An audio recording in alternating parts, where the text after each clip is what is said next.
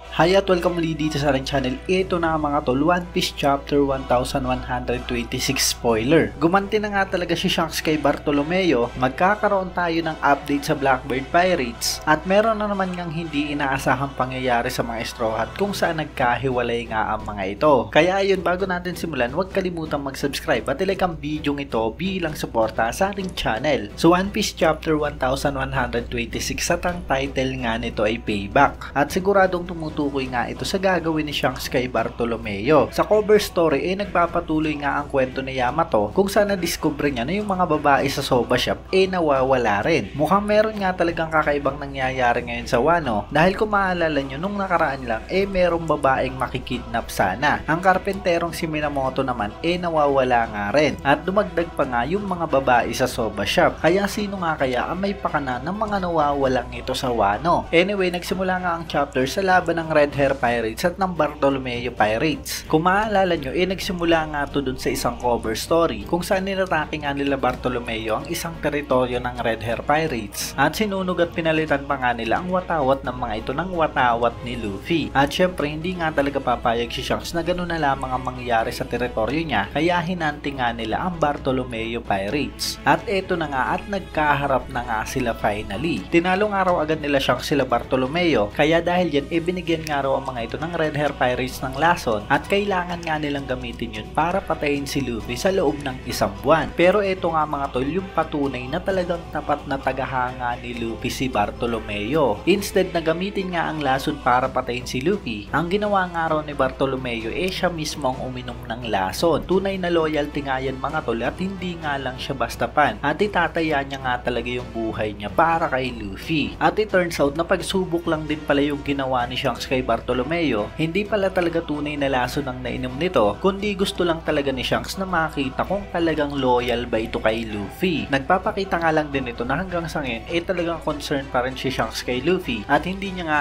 hayaan na isang araw matraidor ito ng mga kampi niya. Pero ayun, kahit na nga ganun ang nangyari, sinubukan daw tumakas ng Bartolomeo Pirates, pero binaril nga lang sila ni Yasop, at dahil dun sumabog nga yung barko nila. So kahit na nga nakapasa sa pagsubok ni Shanks si Bartolomeo, talagang gumanti pa nga rin ng Red Hair Pirates. Syempre dahil nga dun sa ginawa nila sa teritoryo at sa pagsunog nila sa watawat nila Shanks. Well, tingin ko naman makakaligtas nga sila Bartolomeo, yun nga lang wala na nga silang barko. Kat naman sa Genoso mga tol, kung saan dumating na nga raw si Blackbird sa kuta nila, at talagang galit daw si Teach kay Pizarro dahil sa hinayaan daw na makataka si Kobe. So siguro dahil nga yun sa nakatoka kay Pizarro yung pagbabantay kay Kobe, o di kaya naman dahil nga sa Devil Fruit ability niya na parang imposible nga makatakas. Pero binati naman daw at natuwa si Teach kay Kusan dahil sa pagkakahuli nito kay Garp. At speaking of Garp, ano nga kaya talaga ang kalagayan ngayon ng lolo ni Luffy? Kung maalala natin, talagang malala nga yung tama niya dahil sa naging laban dyan sa Hachinosu. Pero at least confirm na talagang hindi nga siya namatay dahil sa sinabi nga rito na nahuli nga siya. Ito naman 2 araw matapos ang Egghead Island incident. Maalala natin na naglalayag ng magkasabay ang barko ng mga giant at ang Thousand Sunny papuntang Elbap. Pero ito na naman mga tol, yung hindi inaasahang pangyayari sa mga Straw Hat. Bigla na nga lang daw nawala ang Thousand Sunny sa dagat, at ang sakay nga nito si Luffy, si Sanji, si Nami, si Zoro, si Chopper at si Usopp. Yung natitira naman daw ng mga Straw Hat, si Robin, si Franky, si Brook, pati na nga rin daw si Lilith, si Bonnie at ang mga giant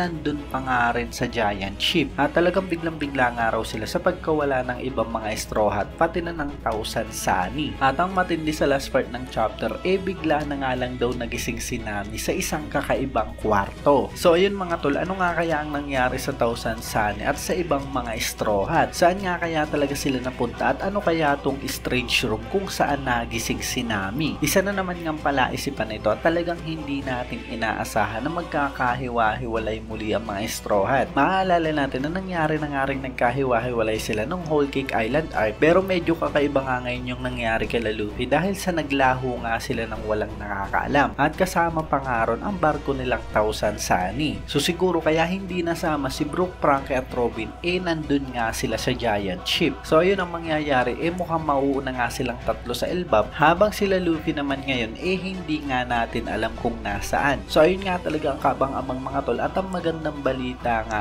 wala pa rin tayong break next week. 3 magkakasunod na chapter nga sa pasasalamat kay Oda. At yun syempre, comment nyo na lamang sa baba kung ano ba ang reaction nyo sa chapter na to. Kung nagustuhan nyo naman ang video natin, huwag nyo sana kalimutan mag-iwan ng like dahil napakalaking tulong na yan para sa ating channel. At yun, maraming salamat sa inyong panunod at mag-iingat kayo palagi.